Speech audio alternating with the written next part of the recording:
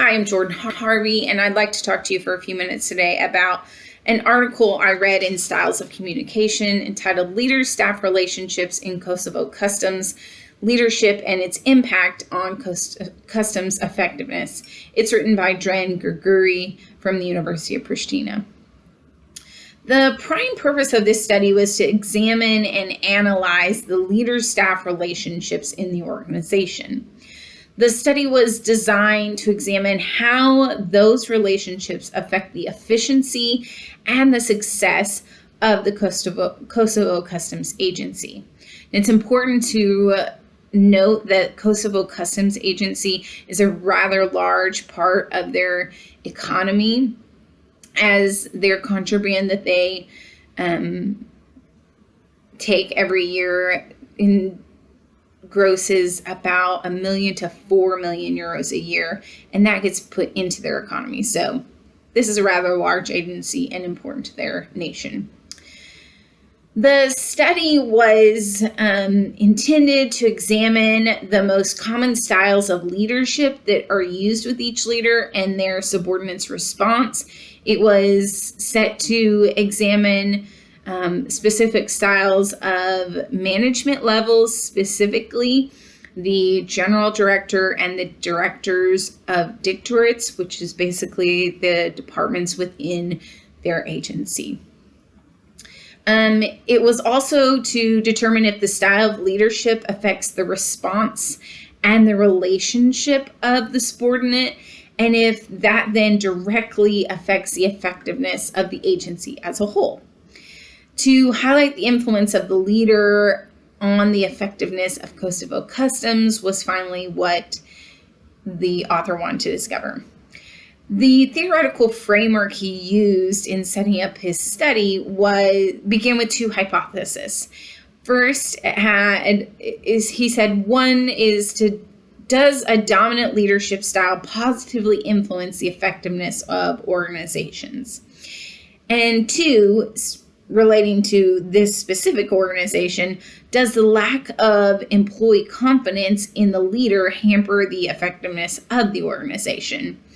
According to the author, leadership, especially in Kosovo, as a new nation, has historically referred to power and authority, and he sought to really discover if leadership in this agency is actually a process where intentional influence has guided, structured, and simplified the process, or if history is indeed right, and if leadership still in this agency equals power and authority. Style is key, though.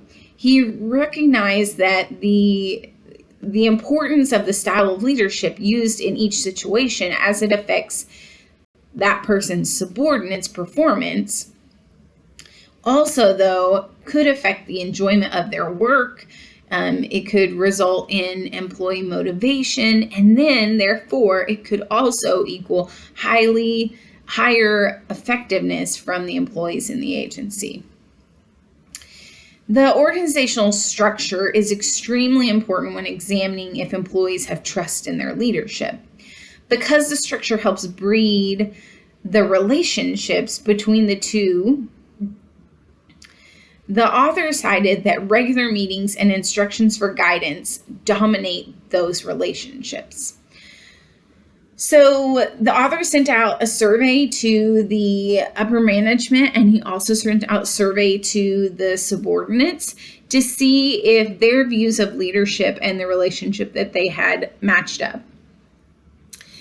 Initially, he found that there were 4 major leadership styles that were pointed out: democratic, transformative, liberal, and authoritarian. He wanted to know if one of those styles was more popular within the leaders based off of, again, what the director felt and what the subordinate felt, and roughly found their answers to be in agreement.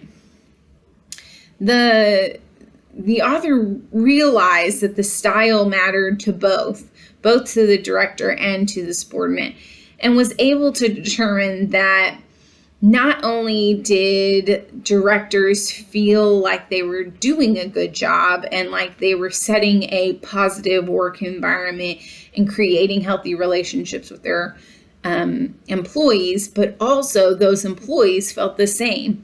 They were able to identify that democratic and liberal were the most common styles used by the leaders, and that those styles had created not only an enjoyable place to work, but the subordinates or employees felt like they had a voice, that if they voiced a concern, it would be taken seriously and change implemented based off of some of those discussions. What he also found, though, was that his second hypothesis of did the lack of trust directly affect or hamper the effectiveness of the organization, he found that to be not true for this organization specifically, because of the good relationships that was determined from the surveys from the directors and from the employees.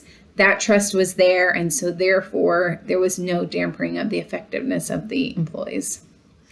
Some of the limits of this study is that the leadership style is rather limited because it pertains to a very specific group.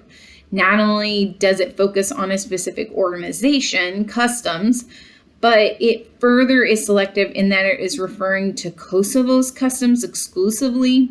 Kosovo is not only a small nation that processes the 1 to 4 million euros in contraband every year, but they're also in the middle of the Balkans, where the culture dictates the style and the certain type of authoritarian leadership style that one uses naturally.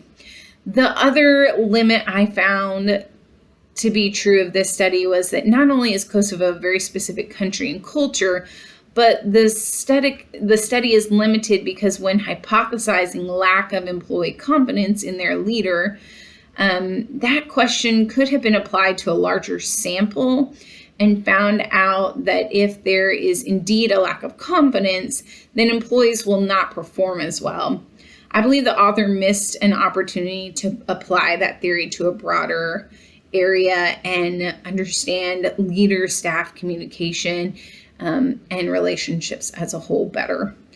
Overall, I felt like a lot of the theories that he determined in his paper are able to be applied to leader-staff relationships as a whole, but there were some limits I found.